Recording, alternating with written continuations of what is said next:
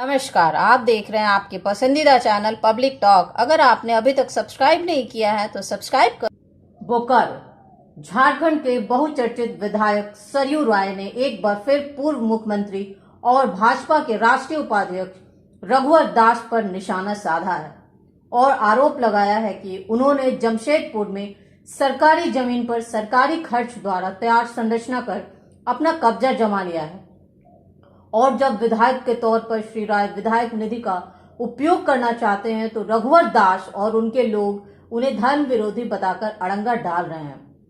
बोकारो में press conference करते हुए सरयू राय ने कहा कि ईडी अपनी कार्रवाई में भेदभाव कर रही है। एक तरफ प्रवर्तन निदेशालय मनरेगा घोटाले के मामले में IAS पूजा सिंघल को आरोपित कर जेल भेज रही है और दूसरी तरफ पूजा सिंघल की करतूतों की अनदेखी करते हुए उन्हें क्लीन चिट देने वाला तत्कालीन मुख्यमंत्री रघुवर दास से पूछताछ करना भी मुनासिब नहीं समझ रही। श्री राय ने कहा कि हेमंत सोरेन पर ईडी लगातार सम्मान जारी कर रही है और दूसरी ओर रघुवर दास पर अपनी कृपा बरसा रही है। श्री राय ने कहा कि ईडी ने अपने इस दोहरे चरित्र को त्याग कर रघुवर दास के खिलाफ एक्शन नहीं लिया तो वह इस मामले को लेकर न्यायालय के दरवाजा खटखटाएंगे। आगे उन्होंने कहा कि कितने हजार, कितने लाख, कितने करोड़ रुपए का नारा 20-25 साल में उन्होंने किया है और किसने उनको अनुमति दिया कि सरकारी ज़मीन पर सरकारी खर्चे पर बनी हुई संरचनाएं को वो सरकार को नहीं सुपुर्द करें और अपने परिवार के लोगों और अपने लघुओं भगुओं के द्वारा उसको संचालित कराते रहे। तो एक बार इसकी गहराई से जांच होनी चाहिए। दूसरी बात कि जब उसी जगह पर मैं अपने विधायक निधि का पैसा खर्च कर रहा हूँ तो रघुवर दास जी और उनके लोग खड़ा हो जा रहे हैं कि साहब आप नहीं कर सकते हैं, ये धर्म के विरोधी हैं, ये यहाँ खेल का मैदान बनवा रहे हैं, बास्केटबॉल बनवा रहे हैं। बास्केटबॉल बन रहा है दूसरे कोने में, मंदिर है दूसरे कोने में। तो ये तो मैं जमशेदपुर के लोगों को बताऊंगा ही। मैं चाहता हूँ कि राज्य भर के, बोकारो के, धनबाद के भी जो भारतीय जनता पार्टी के कार्यकर्ता हैं जरा इस पर विचार करें, उनके नेता विचार करें कि सबसे बड़े ओहदे पर तो भारतीय जनता पार्टी के इस राज्य में वही हैं जो राष्ट्रीय उपाध्यक्ष हैं। तो इनकी करतूत क्या है और किस तरह से इन्होंने अपने विधायक निधि से ऐसा काम किया है जिसका उपयोग वही करें, व्यावसायिक उपयोग करते रहे हैं। तो ये बहुत ही गंभीर मामला है, इस मामले की जांच होनी चाहिए। और इसी के साथ मैं ये भी कह रहा हूँ कि ईडी जो बड़ी जांचकर्ता संगठन है, ये हेमंत सोरेन को तो 2 बार 3 बार समन दे रहा है और लोगों को बुला के पूछ रहा है। मगर उसी घोटाले में जो गड़बड़ियाँ 2020 से 2015 के बीच में हुई है और जिसके बारे में विस्तार से अपने चार्जशीट में इन्होंने उल्लेख किया है, कोर्ट में दिया है, तो उस समय के लोगों से तो आज तक इन्होंने पूछताछ किया नहीं। जिस पूजा सिंघल को इन्होंने जेल में बंद कराया है, उनकी जमानत नहीं हो रही है, उस पूजा सिंघल को उसी आरोप में उसमें मुख्यमंत्री रघुवर दास जी थे, उन्होंने क्लीन चिट दे दिया है। तो जरा ईडी को घुमानी चाहिए, पूछना तो चाहिए कि भाई आपने कैसे क्लीन चिट दे दिया, नहीं तो उन्हीं क्लीन चिट मान लेते, आगे जांच नहीं करते कि भाई मुख्यमंत्री ने क्लीन चिट दे दिया है।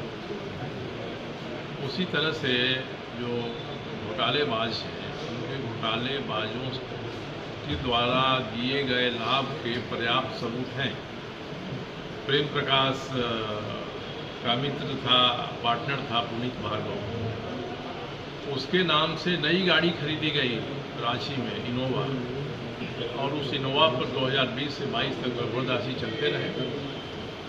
जब भंडाफोड़ हुआ, किसी ने ट्विटर में दे दिया, गाड़ी का फोटो दे दिया, उनके गैराज में खड़ी है, पति पत्नी के साथ उनका फोटो दे दिया। उसके बाद से वो गाड़ी चली गई, कहीं चली गई, अब वो है नहीं। तो भारतीय जनता पार्टी के जो कार्यकर्ता हैं, नेता हैं, जरा उनको भी तो ये सवाल पूछना चाहिए कि जरा आप उत्तर दीजिए, क्यों इस मामले में चुप हो जा रहे हैं। दर्जनों बार सोशल मीडिया में ये विषय आया। तो मैं चाहता हूं कि सीबीआई अगर जड़ तक नहीं जाएगी, केवल हेमंत सोरेन की फुंदी पकड़ेगी, तो झारखंड के साथ न्याय नहीं हो पाएगा। और ईडी जितना सोचती है या सोचे, उससे ज़्यादा या उसके बराबर भारतीय जनता पार्टी के जो कार्यकर्ता हैं, नेता हैं, उनको सोचना चाहिए कि किस तरह के आरोप मैं लगा रहा हूँ और किस तरह का आचरण उनका जमशेदपुर में हो रहा है। झूठ का, फरेब का, मकारी का, इस तरह का आचरण हो रहा है जो नहीं है, उसको स्थापित करने की कोशिश हो रही है। मुझे वो बता रहे हैं कि मैं हिंदू विरोधी हूँ क्योंकि मैं मंदिर के आसपास में काम करवाना चाहता हूँ विधायक निधि के साथ, और वहाँ पर उन्होंने खुद ही काम करवाया है पहले। तो इसलिए मैं ये विषय उठा रहा हूँ, ये विषय आपके माध्यम से जाए। कल उन्होंने मेरे खिलाफ रात में मसाल जुलूस निकलवाया मेरे क्षेत्र विधानमंडल में, और कल डीसी के यहाँ बड़ा प्रदर्शन लेकर जा रहे हैं। तो मैंने तो डीसी को कहा है कि आपके यहाँ जब रघुवर दास जी का प्रदर्शन आएगा तो आप ड्रोन से फोटोग्राफी करके ऊपर से सर मुंडी गिन लीजिए कितनी संख्या है, और उसके एक हफ्ते के बाद मैं उससे दोगुनी संख्या लाकर आपके यहाँ रख दूँगा। इसलिए किसी धरना से, प्रदर्शन से अगर प्रशासन विचलित होगा तो उससे बड़ा धरना प्रदर्शन उसके सामने वहाँ पर किया जा सकता है, क्योंकि ये लोग धौंस जमा कर चाहते हैं कि उपायुक्त या डीडीसी मेरी जो योजनाएं हैं विधायक निधि की, जो स्वीकृत हो गई हैं, जिसके लिए पैसे सैंक्शन हो गए हैं, वो भी 70-75 लाख की योजनाएं हैं। मैं वहाँ बड़ा खेल परिसर बना रहा हूँ, हर तरह का इंडोर आउटडोर गेम्स रहेंगे उसमें, 1 दर्जन गेम्स रहेंगे वहाँ में, बाजार ट्रेनर रहेंगे, एक स्विमिंग पूल छोटा बच्चों के लिए मैंने बना दिया, वहाँ उसका उद्घाटन हो गया है, और एक बड़े लोगों के लिए हाफ ओलंपिक साइज का और मैं पर्यटन विभाग से वहाँ बनवा रहा हूँ। इनको डर है कि हमारा बना एक बड़ा तालाब है वो ठीक ओलंपिक साइज के स्विमिंग पूल का है, तो कहीं उसमें भी थोड़ा परिवर्तन करा के उसको फुल साइज ना बनवा दे, हाफ साइज बनवा रहे हैं। तो इस तरह के ग्रंथि से कोई व्यक्ति, कोई नेता भरा हुआ है, और इस राज्य में भारतीय जनता पार्टी का सबसे बड़ा पद पर बैठा नेता है। मेरा पार्टी के कार्यकर्ताओं को, नेताओं को सोचना चाहिए इसके बारे में कि क्या आचरण जमशेदपुर में उनका चार्जशीट जमा किया है न्यायालय में, उस चार्जशीट में उल्लेख है 2015 से 19 के बीच में कितना हुआ है और 2020 से 22 के बीच में कितना हुआ है। 2015 से 19 के बीच में 4 गुना हुआ है। तो ये तो ईडी ने मान लिया है, अपनी चार्जशीट में दाखिल किया है। तो मेरा कहना है कि अपनी चार्जशीट दे दिया तो साहब आपको 2015 से 19 के बीच वाले से 20 वाले के बीच से तो बात करना चाहिए, उसको तो पूछना चाहिए, बुलाना चाहिए। आपने उसको बुलाया नहीं। मनरेगा घोटाले में मैंने कहा है कि मनरेगा घोटाले में जिन आरोपों में 2018 में मुख्यमंत्री के रूप में रघुवर दास जी ने पूजा सिंघल को क्लीन चिट दे दिया है, मनरेगा के उसी घोटाले में ईडी ने उनको जेल में डाल दिया है। तो ईडी को थोड़ा पूछना तो चाहिए कि भाई साहब बताइए, आपने क्लीन चिट किस आधार पर दे दिया, क्या कारण था। ईडी ये नहीं पूछेगी और केवल हेमंत सोरेन जी तक ही सीमित रहेगी, समन पर समन भेजती रहेगी। तो हेमंत सोरेन जी दोषी हैं, मैं भी मानता हूँ उन्होंने गलत काम किया है। गलत काम किया है तो आज नहीं कल वो पकड़े ही जाएंगे, वो समय भी नज़दीक आते जा रहा है। मगर इसके अलावे और लोगों ने जो किया है, आप उनको आप क्यों छोड़ते जा रहे हैं? क्या लग रहा है आपको, जिस तरह से विपक्ष पर ईडी हवा बोल रही है और जो भाजपा के लोग हैं उन पर कुछ नहीं कर रहे हैं? नहीं कर रहे हैं, ये बात तो सामने आ रही है ना। अब ईडी ऐसी जाति करेगी तो मेरे जैसे आदमी को हाईकोर्ट जाना पड़ेगा कि साहब क्यों ऐसा क्यों। मतलब ये होगा कि हम लोग हेमंत सोरेन के पक्ष में खड़ा हो गए, मैसेज जाएगा, पॉलिटिकल मैसेज जाएगा। तो ईडी को सोचना चाहिए इस पर, नहीं तो मैं तो उन्हीं के कागजातों के आधार पर, उन्हीं के चार्जशीट के आधार पर कह रहा हूँ। जितने घोटाले जांचेंगे सब 2015 तक जाएंगे, क्योंकि रघुवर दास जी के समय जो घोटालेबाज प्रेम प्रकाश जैसे प्रोबेशन में थे, ट्रेनिंग में थे, वो हेमंत सोरेन के यहाँ बिना नियुक्ति नीति घोषित के नियुक्त हो गए हैं, पर्याप्त उनका काम कर रहे हैं रूल फ्लेज। तो तार तो दोनों का एक से जुड़ा हुआ है। ईडी जिसकी भी जांच करेगी वो रघुवर दास जी तक 2015 तक जाएगा। जब बात बाधा उत्पन्न हो रही है मेरे काम में, तभी तो मैं आज आपके सामने इन बातों को कह रहा हूँ कि मैंने सारे रिकॉर्ड निकलवा लिए हैं। एक एक योजनाओं का नाम है, आपको भी सॉफ्ट कॉपी में भेज और अभी 2000 से 2005 के बीच वाली आनी है कि आपका पहले तो ये जितनी योजनाएं हैं, ये योजनाएं वहाँ धरातल पर हैं भी कि केवल इस कागज़ में ही है। 4-5 तो नहीं दिखाई पड़ती हैं, घूमते लोग हैं, अब कहीं कहीं दूसरी जगह दिखा दिया होगा तो अलग बात है। तो इसीलिए ये उन्होंने सांसद जब हार गए चुनाव तो सूर्य मंदिर की बाउंड्री करा दी। उनको लगा कि भाई सरकार कर सकती है कि हमारी ज़मीन में सूर्य मंदिर, और सूर्य मंदिर भी 75% सरकार के पैसे से ही बना है। तो उन्होंने महेश कुदार जी से फंड लिया, राज्यसभा के सदस्य, और उसकी बाउंड्री करवा दिया ग्रिल से। तो हम मानते हैं कि मंदिर की बाउंड्री हो गई, आप मंदिर लेके रहिए, पूजा पाठ करिए, संतुष्ट होइए। तो जो बाहर सरकार की 4 एकड़ 3 एकड़ ज़मीन है और उस पर आपका परिवार पिछले 10-15 वर्षों से व्यवसाय करते रहा है, वहाँ जाने वालों से टिकट लेके जाता है, तो वो तो आप बंद करिए, ये काम आगे अब मत चलाइए, यही मेरा कहना है। इसकी जांच की भी मांग करते हैं। हाँ, बिना जांच के तो होगा नहीं। जांच क्या, कागजों को, दस्तावेजों को देख लिए, किसी एक अफसर को उपायुक्त पर नियुक्त कर देना, सारी चीज़ों की पता हो जाएगी 2 दिन में। वैसे उन्होंने 7 सदस्यों से इसके पहले के उपायुक्त ने जांच कराया, 7 अफसरों से जांच कराया है जो जिला के थे, और 7 ने एक रिपोर्ट दी है और 7 ने कहा है कि सारी ज़मीन सरकारी है, ये सारी संरचनाएं सरकारी पैसे से बनी हुई हैं। तो जांच रिपोर्ट ये तो आ गई है। और मैंने विधानसभा में सवाल किया तो उपायुक्त ने जवाब भी भेजा कि सारी संरचनाओं पर को हमने अपने कब्जे में ले लिया है साहब, और मैं देखता हूँ कि उसमें आधा पे कब्जे में है ही नहीं, वहाँ पहले जैसा ही धंधा चल रहा है। तो या तो मैं फिर इसको विधानसभा में उनके खिलाफ माननीय प्रिविलेज विशेषाधिकार का सवाल खड़ा करूँ। तो इसीलिए मैंने लिखा है 70 लाख से 75 लाख के बीच की योजना स्वीकृत हो गई है, पैसा सैंक्शन हो गया है।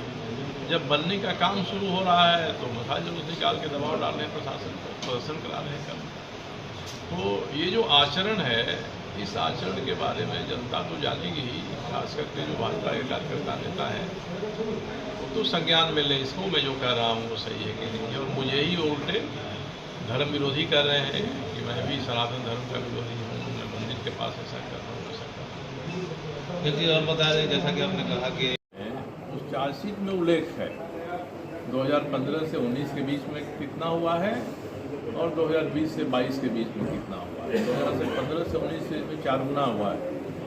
तो ये तो ईडी ने मान लिया है, अपनी चार्जशीट में दाखिल किया है। तो मेरा कहना है कि अपनी चार्जशीट दे दिया तो साहब आपको 2015 से 19 के बीच वाले से 20 वाले के बीच से तो बात करना चाहिए, उसको तो पूछना चाहिए, बुलाना चाहिए। आपने उसको बुलाया है। मनरेगा घोटाले में मैंने कहा है कि मनरेगा घोटाले में जिन आरोपों में 2018 में मुख्यमंत्री के रूप में रघुवर दास जी ने पूजा सिंह को क्लीन चिट दे दिया, मनरेगा के उसी घोटाले में ईडी ने उनको जेल में डाल दिया है। तो ईडी को थोड़ा पूछना तो चाहिए कि भाई साहब बताइए, आपने क्लीन चिट किस आधार पर दे दिया, क्या कारण था। तो ईडी ये नहीं पूछेगी और केवल हेमंत सोरेन जी तक ही सीमित रहेगी, समन पर समन भेजती रहेगी। तो हेमंत सोरेन जी दोषी हैं, मैं भी मानता हूँ उन्होंने गलत काम किया है। गलत काम किया है तो आज नहीं करो पकड़े ही जाएंगे, वो समय भी नज़दीक आते जा रहा है। मगर इसके अलावे और लोगों ने जो किया है, आप उनको आप क्यों छोड़ते जा रहे हैं? क्या लग रहा है इसमें आपको, जिस तरह से विपक्ष पर ईडी हवा बोल रही है और जो भाजपा के लोग हैं उन पर कुछ नहीं कर रही है? नहीं कर रहे हैं, ये बात तो सामने आ रही है ना। अब ईडी ऐसी जाति करेगी तो मेरे जैसे आदमी को हाईकोर्ट जाना पड़ेगा, क्यों ऐसा क्या? मतलब ये होगा कि हम लोग हेमंत सोरेन के पक्ष में खड़ा हो गए, मैसेज आएगा, पॉलिटिकल मैसेज आएगा। तो ईडी को सोचना चाहिए इस पर। नहीं तो मैं तो उन्हीं के कागजातों के आधार पर, उन्हीं के चार्जशीट के आधार पर कह रहा हूँ। इतने घोटाले जांचेंगे सब 2015 तक जाएंगे, क्योंकि रघुवर दास जी के समय जो घोटालेबाज प्रेम प्रकाश जैसे प्रोबेशन में थे, ट्रेनिंग में थे, वो हेमंत सोरेन के यहाँ बिना नियुक्ति नीति घोषित के नियुक्त हो गए हैं, जाता हूँ काम कर रहे हैं, प्रूफ लेंगे। तो तार तो दोनों का एक से जुड़ा हुआ है। ईडी जिसकी भी जांच करेगी वो रघुवर दास जी तक 2015 तक जाएगा। एक सवाल और, एक देश एक चुनाव की बात कही जा रही है, इसमें आपका क्या राय है? नहीं, मुझे ये धारणा पहले से बहुत अच्छा लगती है। इसमें लॉ कमीशन बना था, लॉ कमीशन ने खुद विचार किया है, मगर लॉ कमीशन ने वहाँ कुछ नहीं कहा है जिसका संबंध संसद से है, संविधान के संशोधन से है। तो शायद पूर्व राष्ट्रपति की अध्यक्षता में जो कमेटी बनी है वो इसके बारे में सुझाव दे। जो व्यवहारिक बातें हैं कि विधानसभा भंग हुई तो क्या होगा, कोई बाई इलेक्शन होगा कि नहीं होगा, कोई भी संविधान संशोधन करते हैं तो आधा राज्यों से वो अनुमति लेनी पड़ती है, जरूरी है कि नहीं देंगे। तो व्यक्तिगत रूप से मुझे अच्छा लगता है कि एक ही बार चुनाव हो। 1966 तक तो होते रहा, उन्होंने देखा एक साथ होते रहा। तो बाद में जो जिस कारण से अलग अलग और बार बार होने लगा उन कारणों को दूर करिए, खत्म करिए।